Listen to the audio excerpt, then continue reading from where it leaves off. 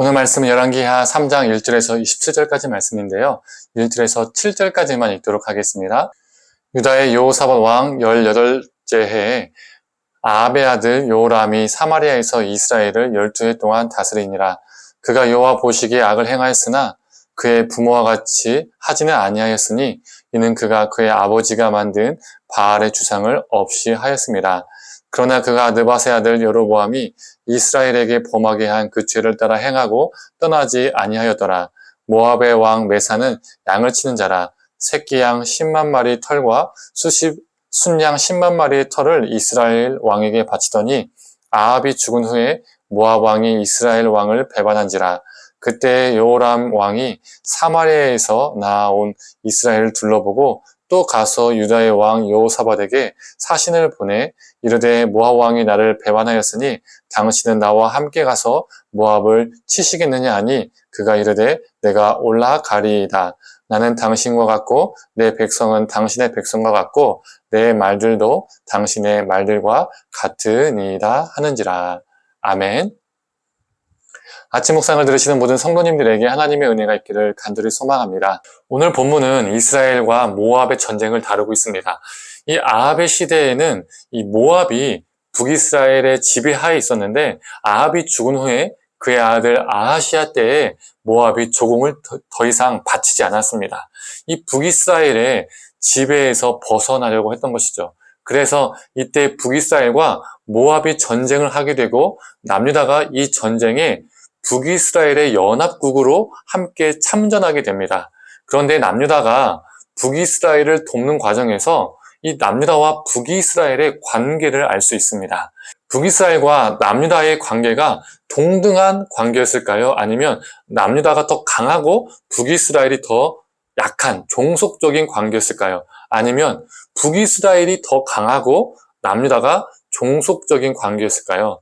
대부분 사람들이 남유다가 더 강하고 북이스라엘이 종속적인 관계였을 것이다 라고 생각을 합니다. 우리 안에 이 남유다에 대해서는 긍정적이고 북이스라엘에 대해서는 이 부정적인 선입견이 있거든요. 그런데 그 당시에 북이스라엘이 더 강하고 남유다가 더 약했습니다. 이 남유다가 종속적이었습니다. 오늘 본문을 통해서도 알 수 있습니다. 7절을 다시 한번 읽어볼까요? 또 가서 유다의 왕 여호사밧에게 사신을 보내 이르되 모압 왕이 나를 배반하였으니 당신은 나와 함께 가서 모압을 치시겠느냐 하니 그가 이르되 내가 올라가리이다. 나는 당신과 같고 내 백성은 당신의 백성과 같고 내 말들도 당신의 말들과 같으니이다 하는지라. 이 북이스라엘 왕 아하시아가 남유다 왕 여호사밧에게 내가 지금 모압과 전쟁을 하려고 하는데 함께 할래? 라고 물어보니까 이 남유다 왕 이 여호사밧이 어떻게 대답합니까? 내가 올라가겠습니다. 나는 당신과 같고 내 백성은 당신의 백성과 같고 내 말들도 당신의 말들과 같습니다. 라고 말합니다. 이 말이 무슨 말일까요? 우리 군사와 우리의 말을 조금 보내줄까? 조금 지원해줄까? 이렇게 말한 것이 아니라 참전하겠습니다. 내 백성이 당신의 백성이고 군사에 쓰이는 내 말도 당신의 말입니다. 즉 모든 군사력은 당신 것입니다. 라고 지금 아하시아에게 말하고 있는 겁니다.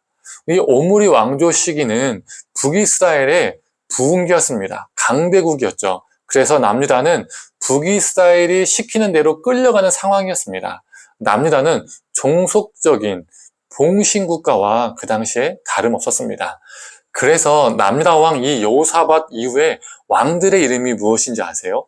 이 여호람 아하시아입니다. 그런데 이 여호람 아하시아가요 이미 북이스라엘에 있었던 이름입니다. 이 북이스라엘의 왕들의 이름과 똑같아요. 이 북이스라엘의 왕들의 이름을 따서 남유다의 왕의 이름을 지은 겁니다. 그리고 이 남유다 왕 여호사밧의 아들 여호람이 누구와 결혼을 했죠? 북이스라엘의 공주 오므리 왕조의 혈통 아달랴와 결혼을 했습니다. 아합이 요청을 하니까 남유다에서 수락을 한 겁니다. 그런데 이 여호사밧이 북이스라엘의 공주 아달랴를 자신의 며느리로 삼으면서 남유다에는 어떤 일이 일어나게 되었을까요? 먼저 북이스라엘을 살펴보면 시돈의 공주 이세벨과 아합을 결혼시켜서 북이스라엘은 두로와 그리고 시돈과 동맹을 돈독하게 맺었고 경제 부흥을 맞이했습니다. 그런데 이 두로와 시돈은요, 어떤 곳입니까? 바알 숭배의 본산지죠. 이 바알 숭배자 이세벨이 왕의 아내가 되니까 북이스라엘은 자연스럽게 바알 숭배가 만연한 땅이 되었습니다. 북이스라엘이 바알 천하가 된 것이죠. 이와 똑같은 일이 남유다에도 생기게 된 거예요. 바알을 숭배하는 북이스라엘의 공주 아달랴가 남유다 왕조와 결혼을 하게 되었습니다. 여호사밧이 아달랴를 며느리로 맞이한 결과 남유다도 바알 천하가 된 것이죠. 여호사밧은 나름 하나님 앞에 바르게 살려고 노력한 왕입니다. 그런데 그의 가장 큰 실수, 그의 가장 큰 잘못이 무엇입니까? 북이스라엘의 강한 힘에 굴복하고 시편 1편의 말씀을 위반한 겁니다. 복 있는 사람은 악인의 꾀를 쫓지 않고 죄인의 길에 서지 않고 오만한 자와 함께하지 않는 것이죠. 그런데 여호사밧은 자신보다 북이스라엘의 군사력이 너무나 강하니까 이것을 위반했습니다. 여호사밧은 오만한 아합과 함께 함으로써 아달랴를 자신의 며느리로 맞이했고 남유다의 바알 숭배가 본격적으로 유입하게 된 것이죠. 성도님들, 오늘 이 사건이 우리에게 주는 교훈은 무엇일까요? 우리는 살다 보면 우리보다 사회적으로, 위치적으로, 경제적으로 우리보다 더 높거나 더 가지거나 더 강한 사람을 만날 때가 있습니다. 그리고 우리는 사람이다 보니까 그 사람들 앞에서 순간 위축될 수도 있습니다. 만약 그들이 선한 사람이라면 별 문제가 없겠지만 악한 사람일 수도 있죠. 그래서 우리에게 자신들이 가지고 있는 힘으로, 위치로 불의와 불법을 강요할 수도 있고 죄를 짓도록 우리를 유혹할 수도 있습니다.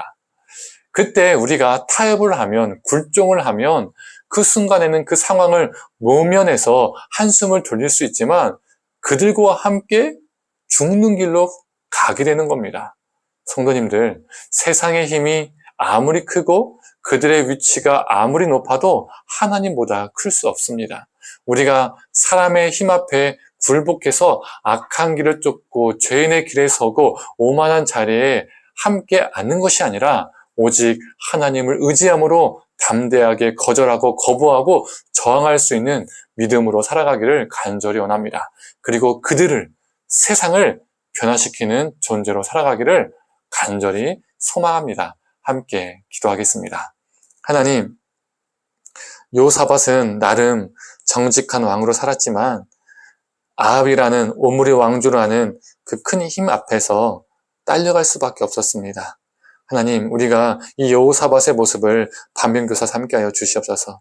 우리가 이 땅 가운데 살아갈 때에 우리보다 큰 힘을 가진 사람들이 많고 더 가진 자들이 많지만 우리가 그 앞에서 위축되고 또 그 안에서 이루어지는 불의와 불법 안에서 우리가 타협하고 또 굴종하고 살아가는 것이 아니라 하나님, 그것이 악한 것이라면 하나님 거부하고 저항하는 삶 살게 하여 주시옵소서. 악인의 꾀, 죄인의 길, 오만한 자리에 앉지 않게 하여 주시옵소서. 모든 것을 감사드리며 사랑에 많으신 예수님의 이름으로 기도드립니다. 아멘.